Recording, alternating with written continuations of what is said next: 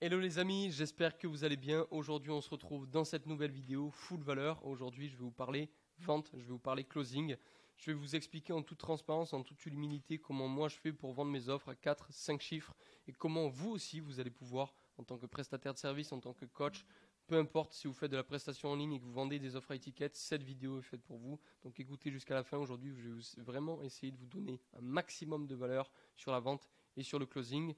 Maintenant, comprenez bien que la vente commence à partir du moment où vous rencontrez le prospect, à partir du moment où la personne découvre votre compte Instagram, la personne ouvre votre premier message. Ok, ça c'est vraiment la partie closing. Ok, mais dans un premier temps, vous devez comprendre, et je lutte un petit peu contre ça, parce qu'il n'y a la vente, ce n'est pas un script. Ok, c'est pas bête et méchant de suivre un script, suivre des questions clés, etc. C'est de l'humain, d'accord. Ce n'est pas non plus promettre des fausses promesses qu'on ne peut pas délivrer. Ok, il faut être éthique. Il y en a marre d'avoir aujourd'hui, on est sur un marché en ligne où les gens, vu qu'ils sont derrière un ordinateur, ils se permettent de faire des fausses promesses qui ne tiennent pas.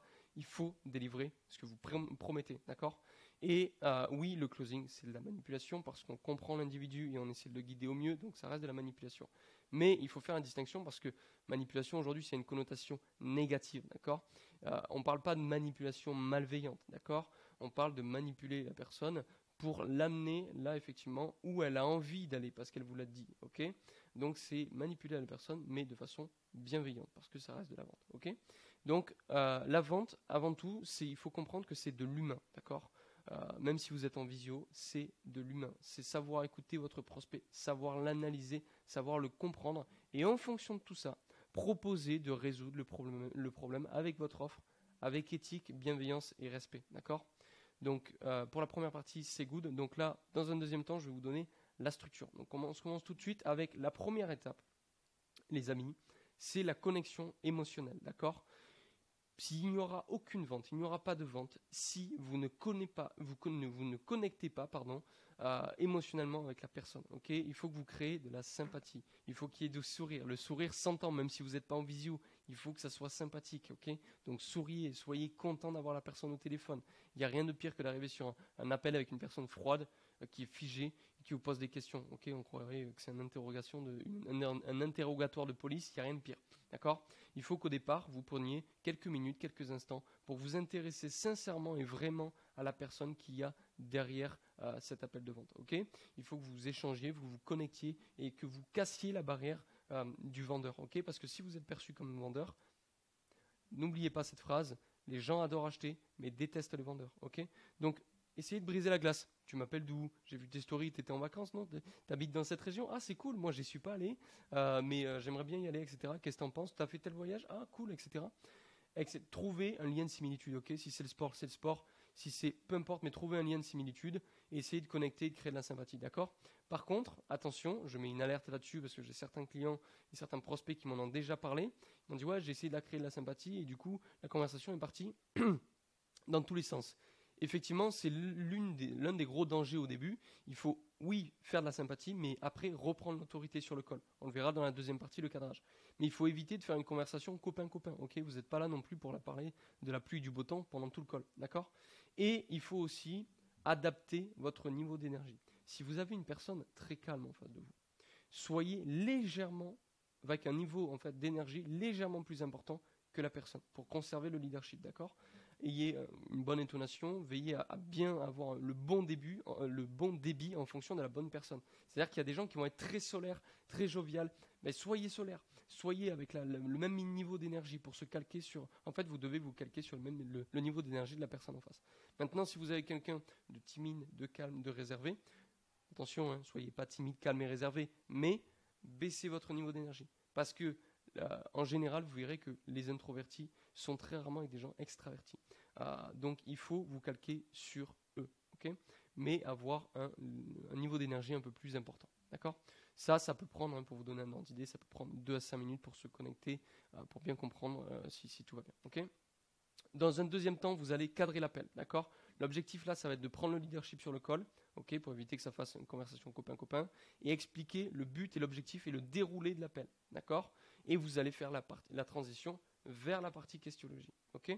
Moi, j'utilise, alors c'est un exemple, attention, ne copiez pas bêtement et méchamment ce que je vous dis, faites-le avec vos mots, d'accord? N'oubliez pas, la vente, ce n'est pas un script, c'est de l'humain. Il faut que vous... Ma façon de vendre ne sera pas forcément la vôtre. Moi, je vous donne une structure. Mais moi, aujourd'hui, comment je cadre les appels? Ça va être une phrase. Hein. C'est vraiment d'un call à un autre. Je change de phrase parce que je suis très à l'aise avec ça. Mais dans l'idée, si vous voulez, c'est... bon, ça fait vraiment plaisir d'échanger avec toi. Le feeling, je vois que le feeling passe bien. Donc, c'est plutôt cool. Ça me fait plaisir. Rassure-moi, est-ce que tu as bien prévu 30 minutes, 1 heure devant toi, qu'on puisse échanger autour de ta situation? C'est OK pour toi? Ouais, super. Bon, top. Bon, en parlant de tout ça, dis-moi tout. Où est-ce que tu en es, toi? Et là, vous faites la transition sur la partie questiologie. Et la partie questiologie, d'ailleurs, vous voyez, c'est très court. Le fait de cadrer l'appel, c'est très court. Je vois ici que j'avais mis non. Si la personne vous dit qu'elle est en voiture, si vous voyez qu'elle est en voiture, si vous voyez qu'elle n'allume pas sa caméra, si vous voyez qu'elle n'a pas 30 minutes, 1 heure, recalez un rendez-vous, ça ne sert à rien, il n'y aura pas de vente. Okay, donc, ne perdez pas 1 heure de votre temps ou une demi-heure de votre temps, recalez un rendez-vous. D'accord? Cette phase de cadrage, moi, je vous conseille qu'elle ne soit pas très longue, d'accord? Parce que si vous avez créé de la sympathie, ok, et que derrière vous cadrez l'appel, mais vous cadrez tellement fort l'appel, ça va se passer comme ça. Ça va être ça, que ça peut, ça peut être anxiogène en fait pour votre prospect. Il peut se dire, oula, il y a tout ça, oh putain, ok, waouh. Même si ça va lui apporter une clarté sur comment ça va se passer, chez certains individus, ça peut aussi effrayer, d'accord? Donc, moi, je vous conseille de faire du A/B testing, essayez, testez-vous, voyez ce qui fonctionne le mieux pour vous, d'accord? Moi, en général, ce qui fonctionne le mieux aujourd'hui pour moi, c'est de cadrer l'appel en 1 phrase, 2 phrases très simplement, et d'être assez fluide, ok? Et après, en fait, tout de suite, je rentre dans le cœur du problème, donc la troisième partie, la questiologie, l'art de poser les bonnes questions, d'accord? Pour ça, l'objectif dans cette phase, ça va être de comprendre donc la SI, la situation initiale du prospect, comprendre la situation SD, donc la situation désirée, et ça va être aussi le fait d'anticiper toutes les objections que vous allez pouvoir prendre à la fin du call, et anticiper et travailler sur les freins, les peurs, les blocages, les émotions, etc. Okay, par contre, là je vous donne des exemples. Okay, les questions que vous allez poser, elles vont dépendre de chaque personne, chaque cœur de métier. Rappelez-vous, la vente, c'est de l'humain, c'est de l'écoute. Okay, vous avez 2 oreilles, une bouche, c'est pour écouter 2 fois plus que ce que vous me parlez. D'accord? N'oubliez surtout pas, vous êtes là pour poser des questions et écouter et comprendre parfaitement le prospect. Et pour ça, vous devez poser les bonnes questions. Okay, et surtout, parce que j'en vois qui posent des questions fermées, donc j'ai mis attention, ne pas poser de questions fermées. Pourquoi? Parce que si vous avez des questions fermées, oui, non. Vous allez avoir des réponses très très courtes. Okay, donc posez des questions vraiment larges, des questions ouvertes. Okay, mais là, je vais vous filer la structure, comme je vous disais. Donc, au début, vous allez avoir la situation initiale, vous allez creuser, toucher les émotions. S'il n'y a pas d'émotion, il n'y a pas de vente, les amis. Okay, et situation désirée, vous allez creuser aussi et taper dans les émotions. N'oubliez pas que s'il n'y a pas d'émotion, il n'y a pas de vente. Donc, comment aujourd'hui on comprend la situation initiale d'un prospect? On va d'abord lui poser des questions très larges. Moi, très simplement, au départ, je leur demande, dis-moi tout. Où est-ce que tu en es aujourd'hui? Raconte-moi. Livre-toi. Tu vois ce que je veux dire? Tu en es aujourd'hui? Comment t'en es arrivé à là? Ok? Et soit, effectivement, vous allez avoir des personnes qui vont être vraiment très très larges et qui vont vous balancer leur vie. Soit il y a des personnes un peu plus réservées qui vont dire, c'est-à-dire, raconte-moi tout. Et là, vous allez tout simplement préciser la question. Ok? Et préciser une question un peu plus précise et un peu moins large. D'accord? Par exemple, à titre professionnel, aujourd'hui, où est-ce que tu en es? Personnellement, comment t'en es arrivé à ça? Quelles études t'as faites? Préciser des questions. Okay, et petit à petit, vous allez dérouler le fil conducteur jusqu'à vous. D'accord? Et vous allez bien évidemment creuser sur la situation initiale. Il y en a encore trop peu d'entre vous qui ne creusent pas assez pendant les appels de closing, des appels de vente, qui posent quelques questions et qui s'arrêtent là et qui présentent leur offre. Forcément, ça ne marche pas parce que vous n'avez pas compris parfaitement votre client. Ok? Donc, il faut poser des questions. C'est-à-dire, précise-moi, en quoi c'est un problème pour toi? Ok, c'est un problème pour toi, mais depuis quand ça dure ce problème? D'accord. Et comment il est arrivé ce problème? D'accord. Et pourquoi? Ok. Où? Combien? Quand? Il faut vraiment rebondir sur chaque réponse et creuser pour comprendre le réel problème et savoir d'où ça vient, d'où il vient le problème. Si ça vient de l'enfance, tapez dans l'enfance. Mais d'où il vient le problème?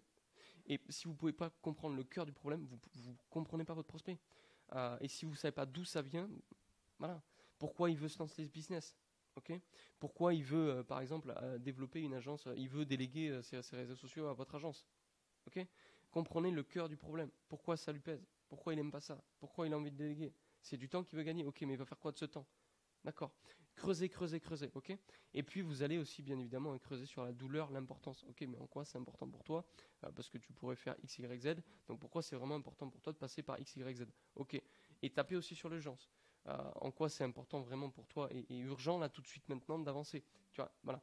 Et il faut faire prendre conscience au prospect l'impact en fait que son problème il a dans sa vie, dans son business, selon bien évidemment votre expertise et votre domaine d'activité, d'accord? Je le redis, mais attention, si vous ne creusez pas assez, il n'y aura pas de vente. Il faut que vous creusiez sur chaque élément de réponse. Mais bien évidemment, creusez pas sur des réponses qui ne vous apportent aucune valeur ajoutée. Creusez sur des réponses qui sont vraiment pertinentes. Okay, ça, je l'ai dit, si vous ne comprenez pas parfaitement votre prospect, il n'y aura jamais aucune vente. Comprendre la situation désirée, une fois que vous avez compris parfaitement la situation initiale, la situation actuelle de votre procès, vous allez tout simplement lui dire « Ok, je comprends parfaitement ta situation, maintenant moi j'ai besoin de comprendre où est-ce que tu veux aller. C'est quoi l'issue rêvée en fait? C'est quoi la destination? Si on avance ensemble, qu'est-ce que tu veux atteindre ?» Okay, et là tu vas switcher vers la vie idéale du prospect. Voilà. Et là en fait, au départ, vu que vous avez creusé sur des choses forcément, sur des blocages, des freins, des peurs, des doutes, il va être dans une émotion négative. Okay, et donc là, moi, je vais vous demander de remonter l'ascenseur émotionnel sur du positif. D'accord? Et pour ça, vous allez lui poser des questions axées sur effectivement sa situation désirée. Forcément, quand on parle d'une situation désirée, on s'y projette et on a envie de l'atteindre. Donc du coup, on lui fait ressentir des émotions positives, tout simplement. Et vous allez, de la même façon que je viens de vous enseigner sur la situation initiale, vous allez creuser sur la situation désirée. Okay, c'est le même principe, d'accord? Vous allez creuser, appuyer sur l'importance, l'urgence, etc. Ok. Et puis après, une fois que vous avez fait ça, il va falloir engager le prospect dans le processus. D'accord? L'objectif là, c'est que la personne, en simplement lui posant des questions, elle se close elle-même. D'accord? Pour ça, il faut savoir ce que le prospect désire à travers ton offre. D'accord? Et pour ça, tu peux tout simplement lui dire quelque chose de très simple. Par exemple, je ne t'ai pas encore parlé de ma manière de fonctionner. Je vais y venir, hein, t'inquiète pas. Mais d'abord, j'ai besoin de comprendre là aujourd'hui, maintenant, que j'ai bien compris ta situation. Toi, concrètement, qu'est-ce que tu attends d'un accompagnement, d'un programme comme le mien? Résultat, la personne, elle va te dire exactement ce qu'elle attend de toi. Et après, toi, tu vas pouvoir orienter la présentation de ton offre en fonction de cette réponse. Ok? Bien évidemment, si ça colle. Hein. Si la personne te dit effectivement que ça colle pas du tout avec ton offre, tu lui dis, bah écoute, tu vois, j'ai bien fait de te poser la question parce que honnêtement, c'est vraiment pas fait pour moi. Enfin, tu n'es pas le genre de prospect qu'il me faut dans mon agence et je ne vais pas répondre à ta problématique. Par contre, j'ai peut-être un confrère à moi qui peut bien t'aiguiller, etc. Mais voilà, si vous pouvez vraiment, ok, de manière éthique et bienveillante, aider la personne, vous lui parlez de votre offre, sinon jamais de la vie, vous lui parlez de votre offre. Ok. L'importance et l'urgence. Vous allez aussi l'engager à ce niveau-là. Que je sois sûr de bien comprendre là aujourd'hui concrètement à quel point c'est important et urgent pour toi de sortir de cette situation. Est-ce que tu peux me le mesurer, ce degré d'importance et d'urgence sur une échelle de 1 à 10? Est-ce que tu serais te situer? Si la personne te dit vraiment là c'est à 10, il faut vraiment que j'avance, ok. Si la personne elle te dit 9, elle te dit 8, elle te dit 7, elle te dit 3, tout de suite tu dois lui dire, même si c'est 9, hein, qu'est-ce qui fait que tu n'es pas encore à 10? Qu'est-ce qui manque pour que tu sois à 10? Ok? Parce que sinon, elle n'est pas 100% engagée avec toi. D'accord? Et si tu restes dans cette situation, si la personne te dit, bah, c'est parce que X, Y, Z, ok. Et si tu restes dans cette situation-là, tu penses que tu seras à 10 quand? Ah, bah, dans une semaine, dans un mois, dans 2 mois. Ah, d'accord, ok. Donc, en fait, finalement, c'est important qu'on avance tout de suite parce que, est-ce que c'est important pour toi qu'on avance rapidement ou est-ce que on attend 2 mois? Voilà, parce que sinon, vous vous recalez un call dans 2 mois et voilà. Mais il faut effectivement que la personne soit engagée, qu'elle vous dise, ouais, il faut que j'avance aujourd'hui, ok? Si c'est vraiment ce qu'elle veut. Pas besoin d'insister, de forcer. Le closing, la vente, c'est le fait de guider effectivement vers vous, bien évidemment, parce que c'est votre offre, mais encore une fois, je le répète, parce que j'en ai marre qu'il y ait des vendeurs de rêves et j'en ai marre que des gens vendent avec aucune éthique. Vous devez amener les gens vers vous, vers votre offre, si et seulement si ils ont besoin de votre problème et si et seulement si ils sont prêts à ça. Bien évidemment, votre job aussi dans le closing, c'est voilà, de leur faire oublier leur peur et de les faire acheter, mais avec bienveillance. Okay, pareil, un autre exemple, hein, aujourd'hui au vu de ta situation, de tout ce que tu m'as partagé concrètement, pourquoi tu ne peux pas y arriver seul? D'accord? La personne elle va vous expliquer pourquoi elle a besoin de vous en gros. Voilà, tout simplement. Et si jamais, parce que certains m'ont demandé, si la personne te dit ouais mais Enzo, moi j'ai une personne, elle m'a dit je peux y arriver seul. Ok, très bien. Alors déjà, c'est que logiquement, tu as mal fait ton travail sur la situation initiale et sur la situation désirée, parce que logiquement, ils vont comprendre beaucoup de choses avec les questions que vous allez poser. Mais si jamais ça vous arrive, si la personne est convaincue qu'elle peut y arriver seule, demandez-leur, ok, mais pourquoi c'est toujours pas fait? Et en général, la personne, elle bégaye, bah, je suis en train de le faire, bah ouais, en fait, oui, vu comme ça, je sais pas trop, voilà. Bon, terminé. Ok, mais si elle vous dit ça, généralement, c'est que vous avez mal fait votre job avant, et c'est que la personne n'est pas persuadée, ok, de vous acheter, et elle n'a pas confiance en vous. Et ça, c'est important. S'il n'y a pas de confiance, et qu'elle n'est pas persuadée et persuadée avant l'appel, très compliqué. Ok, enfin plus compliqué, pas très compliqué, mais plus compliqué. Ok. Et après, est-ce que tu es réellement prêt à te faire accompagner? Parce qu'il y a des gens qui sont intéressés, mais qui ne sont pas aujourd'hui prêts à se faire accompagner. Donc, est-ce que toi, aujourd'hui, vraiment, tu es prêt à être accompagné? Parce que moi, j'ai besoin de comprendre si tu es chaud, si tu es OK, parce que je ne vais pas perdre mon temps, et pour toi et pour moi, de te présenter ton offre, enfin mon offre, si ça ne te correspond pas du tout, et si aujourd'hui, c'est quelque chose voilà, qui te fait pas envie. Et la personne, elle te valide et t'engage le prospect sur le fait que c'est important pour elle d'avancer vers son offre, c'est important, urgent, elle ne peut pas y arriver seule, et en plus de ça, elle est OK pour se faire accompagner. Donc là, tu as validé et tu as engagé le prospect. Okay, et la personne ne pourra pas te dire, là en fait, c'est une grosse étape aussi où tu vas anticiper des objections. D'accord? Une fois que tu as fait toutes ces étapes, tu vas venir reformuler toute la situation. Bon, bah écoute, je t'ai posé plein de questions. Merci en tout cas de ta transparence, de ton honnêteté. Maintenant, si j'ai bien compris, en gros, depuis le début, ce que tu me dis, c'est que là, tu rappelles la situation initiale en détail, en respectant la carte du monde du prospect. Ça, attention, parce qu'il y en a, vous parlez avec votre langage d'expert, ça ne parle pas au prospect. Parlez avec les mêmes mots, mettez le même langage non verbal, même intonation, la même, voilà. Soyez identique à votre prospect, ok, et en fait, vous devez être pareil que lui. Enfin, entre regards très similaires. Pas besoin de vous pervertir non plus voilà. Mais vous devez être perçu et voir en fait, avoir là, une perception du monde comme lui. Donc parler avec les mêmes mots, utiliser la même intonation, etc. Et vous allez lui rappeler en quelques mots. Hein, c'est pour ça qu'il est important de prendre des notes pendant les appels de vente, soit sous forme de mind map, soit avec votre téléphone, peu importe, comme vous voulez. Mais prenez des notes et vous allez sortir toute la situation initiale. Ok. Un récap de la situation initiale, un récap de la situation désirée, okay, et un récap de aujourd'hui, c'est important pour lui. Donc tu m'as dit que tu étais vraiment prêt à y aller, on est OK pour toi. Toi, tu voulais te faire accompagner, c'est OK pour toi. Et vous validez. Vous faites valider à chaque étape. Comme ça, de 1, le prospect va s'habituer à vous dire oui, oui, oui, oui. Et de 2, c'est pas un monologue, parce qu'il n'y a rien de pire que d'écouter quelqu'un qui parle, qui s'écoute parler. Et voilà, faites participer votre prospect, ok, pour que ça soit interactif. Un appel, ça doit être interactif. On n'écoute pas juste bêtement et méchamment quelqu'un. Et là, en fait, la personne, l'objectif de cette reformulation-là, avec les mêmes mots, la même carte du monde, avec le fait de respecter la carte du monde du prospect, la personne, vous devez aller chercher l'effet waouh. Ok. Cet effet waouh, c'est de se dire, wow, putain, lui vraiment, il me comprend parfaitement. Il a véritablement compris en détail ma situation. C'est ça que vous devez aller chercher. Si la personne elle ne se sent pas comprise, elle n'avancera pas avec vous. Et le fait de parler pareil, déjà, ça inspire confiance. Le fait de se comporter pareil, ça inspire confiance. Et en plus de ça, le fait de comprendre parfaitement la situation et la destination de votre profil, oh là là, c'est bon. Le mec, il a tout compris. Et c'est ça que vous devez aller chercher pendant le rendez-vous de vente. D'accord ? Et une fois que vous avez fait ça, pareil, hein, si c'est en B2B, pour ceux qui me regardent et qui sont dans le B2B, vous devez comprendre l'entreprise. Au-delà de l'entrepreneur qui se cache derrière, vous devez bien sûr comprendre d'abord l'entrepreneur et comprendre effectivement aussi l'entreprise qui se cache derrière. D'accord ? Et une fois que tout ça c'est fait, à ce moment-là, et uniquement à ce moment-là, pas avant, vous allez pouvoir proposer de parler de votre offre. Ok ? Bon, maintenant que j'ai parfaitement compris la situation, que je suis certain de pouvoir t'aider, parce que c'est important pour moi de comprendre bien évidemment ta situation, je vois que le feeling passe bien, les valeurs aussi, ça me parle.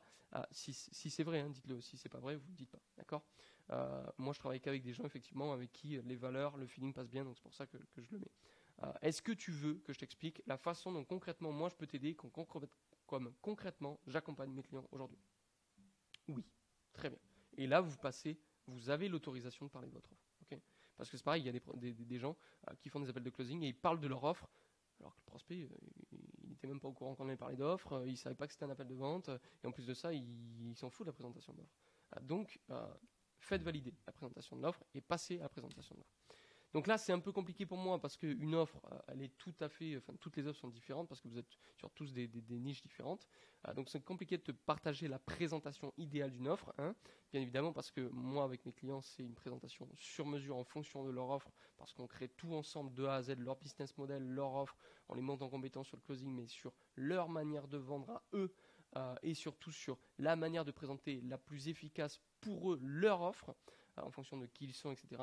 Et surtout en fonction du prospect, parce que vous devez aussi vous calquer, hein, rappelez-vous, comme on l'a vu plus haut, il fallait effectivement, je ne sais plus où c'était, mais il fallait effectivement se calquer sur, orienter en fait la présentation de l'offre sur ce que veut effectivement votre prospect. Ok ? D'ailleurs, c'est le premier point que j'ai mis ici, orienter la présentation de ton offre en fonction de ce que le prospect t'a donné comme information. Si le prospect il t'a dit qu'il recherchait de la proximité, ben, voilà, accentue le fait que tu vois, il y a beaucoup de proximité dans ton accompagnement. D'où l'importance de poser les bonnes questions, parce que si vous n'avez pas ces éléments de réponse là, vous êtes mort. Okay, et faire en sorte que la présentation de votre offre, elle soit simple de compréhension et elle soit fluide. Il n'y a rien de pire que de parler, encore une fois, de ne pas faire l'effort de vulgariser vos propos et de balancer voilà. Parler de la même façon et que ça soit compréhensible. Un enfant de 5 ans, un enfant de 10 ans doit comprendre votre offre. Okay, et doit comprendre votre mécanisme et doit comprendre comment effectivement le client avec de la situation A à la situation B, vous êtes le véhicule le plus simple, le plus rapide, le plus efficace pour obtenir les résultats escomptés. Okay, et vous devez augmenter la valeur perçue, okay, de ton offre, enfin vous devez augmenter la valeur perçue de votre offre en expliquant ce qui compose le mécanisme de l'offre. Okay, ça c'est tout ce qu'il y a autour du packaging, d'accord, c'est des couches, ok, et tout ça, ça va augmenter votre valeur perçue, d'accord, au-delà bien sûr de tout le reste, mais c'est aussi important d'expliquer en détail ce qui compose votre offre, ok. Vous devez parler des bénéfices, parlez pas des caractéristiques, on s'en fout, ou très peu. Ça va dépendre, il y a des profils qui sont voilà, intéressés par les caractéristiques, mais ils vous le demanderont. Parlez des bénéfices surtout de votre offre, okay, et de chaque étape de votre offre, okay, et parler des bénéfices rationnels et émotionnels, okay. Et vous devez faire comprendre au prospect que votre offre, c'est la voie la plus simple, la plus rapide vers la situation désirée, okay, et surtout la moins douloureuse. Là, j'avais mis exemple taxi, Uber. Pourquoi ? On pourrait très bien marcher, prendre le métro. C'est gratuit. En tout cas, marcher, prendre un vélo en centre-ville, c'est gratuit. Pourquoi on prend un Uber ? Parce que c'est moins douloureux. Parce que c'est moins chiant. Pourtant, c'est le même trajet. Regardez pourquoi à l'époque, les taxis, quand Uber est arrivé sur le marché, pourquoi les taxis ont disparu ? Enfin, ou ont pris très cher sur le marché. Parce que Uber, on voit quand est-ce que le taxi il arrive. On sait à quelle heure il arrive. On clique sur l'application, on n'a pas besoin d'appeler. On clique, c'est simple, c'est rapide, c'est efficace. Okay, c'est pour ça qu'ils ont bouleversé le marché. Et que les taxis, du coup, se sont retrouvés dans une situation complexe. Okay, et c'est pour ça qu'ils sont leaders aujourd'hui sur le marché du taxi.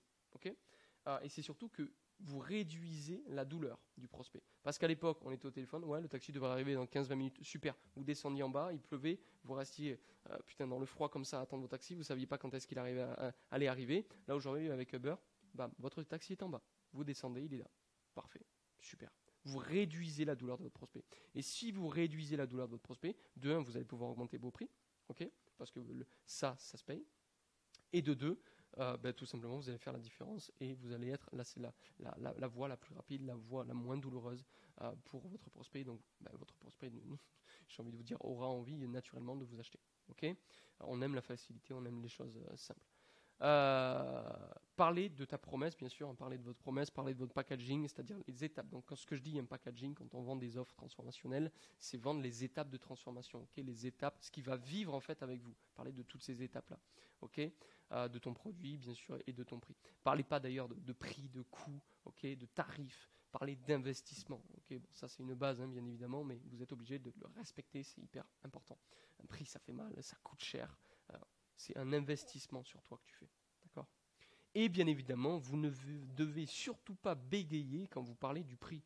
Si vous commencez à bégayer au moment du prix, vous n'êtes pas à l'aise. Donc travaillez-le, enregistrez-vous, faites des appels fictifs au début, mais vous devez assumer votre prix. D'accord ? Votre prix, c'est votre prix, vous devez l'assumer pleinement.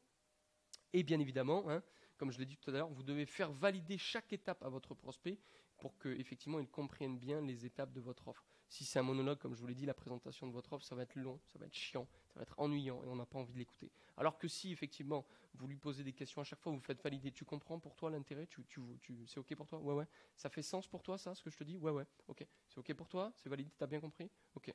Sur une échelle de 1 à 10, par exemple, à la moitié de votre présentation d'offre, vous pouvez partir là actuellement sur une échelle de 1 à 10 déjà, rien qu'avec ces étapes-là, avec ce que je viens de parler, est-ce que tu es chaud ?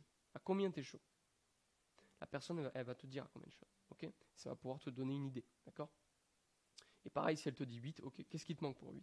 Ça, ok, t'inquiète, on va y venir. Tu vois? Et tu continues, et tu continues, et tu continues. Ok?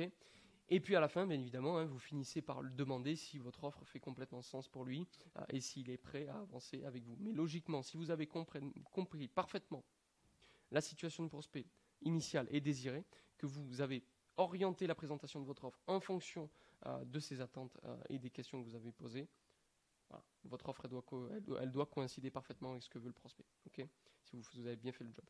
Une fois que vous avez fini ça, vous allez rentrer dans le traitement des objections. Okay, les objections, rappelez-vous, ça s'anticipe un maximum. Mais pour traiter une objection, il faut l'accepter et embrasser l'objection. Okay, l'accepter et l'embrasser. C'est ok. Bien sûr, parlons-en, il n'y a pas de souci. Je comprends tout à fait. Creuser pour comprendre l'objection. Donc là, vous allez poser des questions, bien évidemment, pour creuser et comprendre réellement ce qui se cache derrière cette objection. Okay, d'où elle vient. Okay, donc vous allez creuser. Même mécanisme que ce que je vous ai enseigné en haut. Après, vous allez isoler l'objection. Ok, hormis X, Y, Z, donc l'objection en question, est-ce qu'il y a autre chose qui t'empêche de travailler et qu'on avance ensemble? Par exemple, hormis l'aspect financier, aujourd'hui, est-ce qu'il y a autre chose qui te bloque dans le fait d'avancer avec moi ou pas? Non, franchement, ton offre, elle est canon, etc. C'est juste d'un point de vue financier. Ok, très bien. Vous avez isolé l'objection. Il vient de vous dire qu'il n'y a aucune autre objection que celle-là. Très bien. Et donc, vous allez traiter l'objection. Donc là, vous allez la traiter forcément de différentes manières. Soit effectivement, vous allez revenir sur des éléments du call parce que c'est incohérent entre ce qu'il vous a dit quand vous avez posé des questions. Tu m'as dit effectivement plus haut au début de l'appel que c'était important, urgent pour toi. Et vous allez revenir sur les motivations, vous allez rassurer le prospect parce que très souvent, c'est des peurs, c'est des freins, c'est des blocages. C'est normal. Il s'agit d'un investissement. La personne, ça se fait en ligne. Et c'est un monde aussi où il y a des gens qui sont malveillants sur le passé. Moi, il y a beaucoup de prospects qui ont peur parce qu'effectivement, je les rassure bien évidemment, ça va, mais effectivement, il y en a sur le marché qui se sont fait avoir, qui se sont fait arnaquer. Donc, il faut les rassurer. Et puis même, il y a des gens qui ont peur d'investir sur eux, qui n'ont jamais fait ça. Et donc, c'est quelque chose, c'est une étape pour eux. Donc, vous devez les rassurer et les guider à travers ça. D'accord? Donc, pour traiter une objection, vous devez parvenir à comprendre pourquoi cette objection, elle existe et faire disparaître ces freins et ces blocages. Ok? D'où l'important de comprendre parfaitement le prospect. Ok, donc l'objection du prix, je le fais. Et pour rappel, ok, traiter une objection, ce n'est surtout pas se justifier. Si vous commencez à vous justifier, la justification, vraiment, c'est le début de la médiocrité. Ok, donc arrêtez de vous justifier. On ne se justifie pas, d'accord? Et il faut que vous posiez les bonnes questions, d'accord? C'est en fait traiter une objection, c'est juste savoir poser les bonnes questions, savoir comprendre, savoir analyser et savoir du coup guider dans le bon sens votre prospect et le rassurer. Okay, bien évidemment, vous devez rester calme. Ça ne sert à rien de s'énerver, commencer à rester hyper calme. Ça sert à rien. Une objection, c'est normal. Dans 90%, les objections ne sont pas réelles. Okay, donc, soyez bienveillants.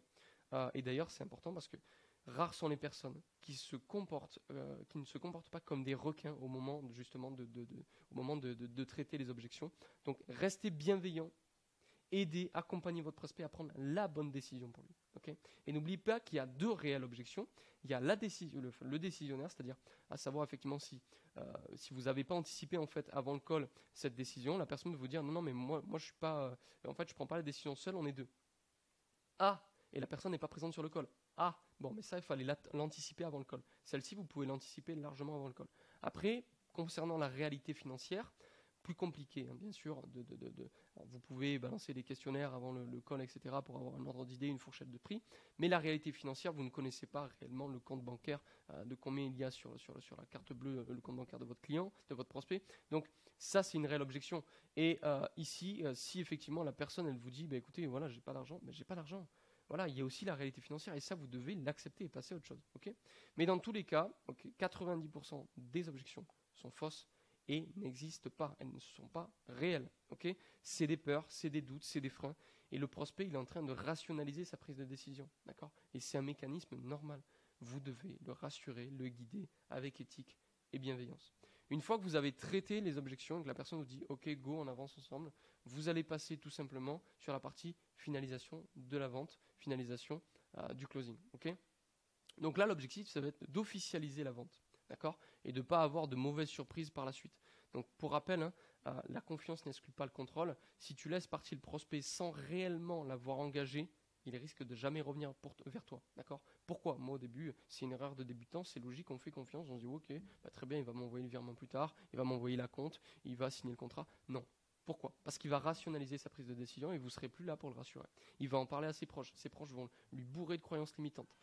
Et forcément, ces croyances limitantes aussi à lui vont remonter à la surface. Il va douter, il va avoir peur, il va ressentir ses freins, ses blocages, il va jamais revenir vers vous, ou en tout cas il va vous dire non, finalement c'était pas le bon moment. Et vous allez difficilement pouvoir retourner en arrière. D'accord? Donc vous devez faire signer un contrat de vente. C'est important d'avoir un contrat de vente. Peu aujourd'hui en ligne ont un contrat de vente. Nous, c'est 100% de mes clients ont un contrat de vente. C'est important d'en avoir un, bien évidemment en fonction de votre cœur de métier, mais c'est important d'en avoir un, d'investir auprès d'un avocat dès qu'on peut pour avoir un contrat de vente sérieux. C'est important d'envoyer une facture. Rappelez-vous qu'une facture, c'est une preuve d'accord de la vente. Ça retrace la vente. Et c'est important d'encaisser, d'accord, même si c'est un acompte, même si c'est la somme totale de la prestation, c'est important d'encaisser. Mais encaisser avec élégance, d'accord, et rassurer la personne sur l'encaissement. Quand la personne, par exemple, elle est en train de faire votre virement ou elle est en train de préparer le contrat, ben vous pouvez, par exemple, préparer les accès au programme d'accompagnement, peut-être, l'intégrer au groupe, pour que la personne, elle soit tout de suite engagée dans le processus d'accompagnement. Okay, et ça, c'est important. Comme ça, la personne, elle ne regrette pas et elle est tout de suite dans la machine. Il n'y a rien de pire que d'acheter quelque chose et d'attendre parce qu'on n'a rien. On se dit, putain, on a acheté, quand est-ce que ça commence? J'ai pas de groupe, j'ai pas accès à la formation, c'est quand le premier call coaching? Donc, calez le premier call de coaching, donnez-lui accès à la formation dès que vous avez reçu la compte, intégrez-la dans le groupe, donnez-lui en fait accès à ce qu'elle achète, tout simplement. Ok, et puis après, ben forcément, vous délivrez à votre client et vous vous donnez à fond, à 100% pour délivrer un maximum votre offre. Ok, voilà, on en a terminé pour cette vidéo. J'espère que ça vous aura plu, que ça vous aura aidé. Je ne sais pas si vous réalisez toute la valeur que je viens de vous transmettre par rapport à des appels de vente. J'ai fait des centaines et des centaines d'appels de vente et des rendez-vous de vente, hein, parce que aussi la vente, c'est aussi des rendez-vous physiques. Donc, appliquez à la lettre cette structure, mais n'oubliez pas, hein, rappelez-vous que la vente, c'est de l'humain, de l'écoute, de l'analyse, de la compréhension. Et c'est le fait de proposer une offre qui est en parfaite adéquation avec le problème, de manière éthique et bienveillante. Je vous dis à très vite, pensez à vous abonner à la chaîne. Ciao, ciao.